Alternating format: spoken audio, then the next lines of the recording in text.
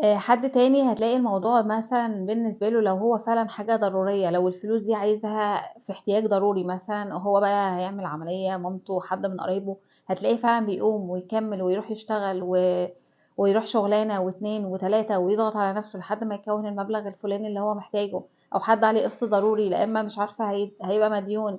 ساعتها بقى بتلاقي في كده passion اتولد واتخلق إن أنت فعلًا تقوم وتكمّل في المسار ده. فأنت برضه حسب طبعًا أنت عايز تبدأ في إيه. لو هي فعلًا إن أنت حاططها في zone إن هي دي حاجة عادي، عملتها كان بها، ما عملتهاش كان بها، لأ، حاول بقى تغيّرها وتحطها في اللي هو الحاجة الضرورية. أنا لازم أعملها، أنا لازم أشتغل عليها.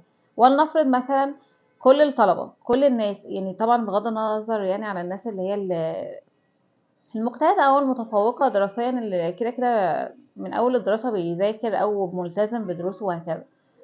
تعالوا نتكلم على الناس التانية، الناس اللي ما بتحضرش ومكبرة دماغها وفي الطراوة من الآخر ولا في دماغهم أي حاجة.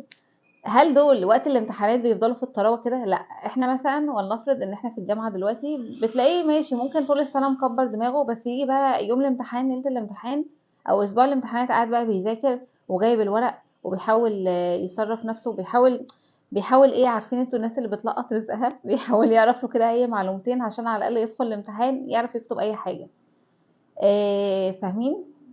هو بيعمل كده ليه؟ أو هو مضطر يعمل كده ليه؟ عشان مش عايز يعيد السنة، فهو دلوقتي اتخلق عنده حاجة ضرورية، أنا لازم أذاكر، لازم بقى أبدأ أشد على نفسي اليومين دول علشان إيه السنة تعدي وإيه ونعدي كده بأمان وسلام بدل بقى ما يعيد السنة. طبعا هو مش التارجت بتاعه إن هو يجيب تقدير، هو بس عايز يعدي السنة صافي، يعني لو هو ده التارجت بتاعه. فبتلاقيه بدأ يشد بقى ويلم نفسه ويقرص على نفسه الشهر بتاع الامتحانات وكده علشان إيه نزق الدنيا ونعدي.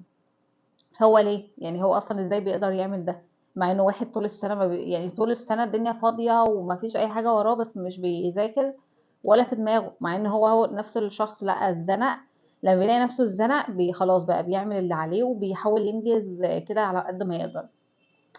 طبعًا لو نفس الشخص ده متاح ليه فرصة إن هو بقى يغش، إن هو مش عارفة حد بقى يسأله، حد يغششه، الموبايلات يعني في حوارات كتيرة جدًا دلوقتي بتحصل، ولا هيذاكر ولا هتلاقيه وقت الامتحانات بيشد ولا مكبّر دماغه، ما هو عارف إن هو هيدخل الدنيا كده يعني فاهمين كده هتعدي، أنا أقعد أضغط نفسي ليه؟ طبعًا ده بقى في كل حاجة، يعني أوقات كتيرة جدًا لمّا بتلاقي الوقت مفتوح بالنسبة لك، يعني مثلًا ساعات أنا نفسي بيبقى ورايا مثلًا tasks يعني مهام معيّنة أعملها، فساعات بتعمل حاجة، حاجتين، مثلًا ممكن يكون كذا حاجة، ما باعملش مع إن قدّامي وقت كفاية. وقت بقى لمّا خلاص يعني مثلًا لو في plan ولازم أعمل الحاجة دي دلوقتي أو في deadline معيّن كده أول ما بييجي خلاص بتعمله، مع إن ممكن يكون الوقت مضغوط جدًا والtask دي اللي هو ممكن إيه ما أقدرش أعملها في الوقت ده، بس بتلاقي نفسك قدرت وعملتها واتضغطت، فاهمين؟ كتير جدًا لمّا بنضغط بتلاقي نفسك بتنتج وبتطلّع الحاجة اللي وراك وتخلّصها وخلاص خلصنا. لكن بقى لمّا بيبقى قدّامك وقت عارفين اللي هو إيه، قدّامي باراح ما باعملش حاجة. فهي دي نفس الفكرة، لو أنت دلوقتي عايز تعمل حاجة خُد بالك من النقط دي، ما تكونش أنت خايف أو بتهرب من فشل معيّن، فشل أنت يعني أنت خايف لا تفشل أو أنت already جرّبت الحاجة دي ففشلت فيها فخايف تعيد الموضوع تاني، أو زي ما قُلنا إن أنا أصلًا اللي هو إيه، أنا لازم أحطّها يعني لازم أصلًا أكون عاطية لنفسي أنا باعمل الحاجة دي ليه، ولازم تكون حاجة ضرورية، طالما أنا عايزة أعملها أحطّها في الجزء الضروري عندي.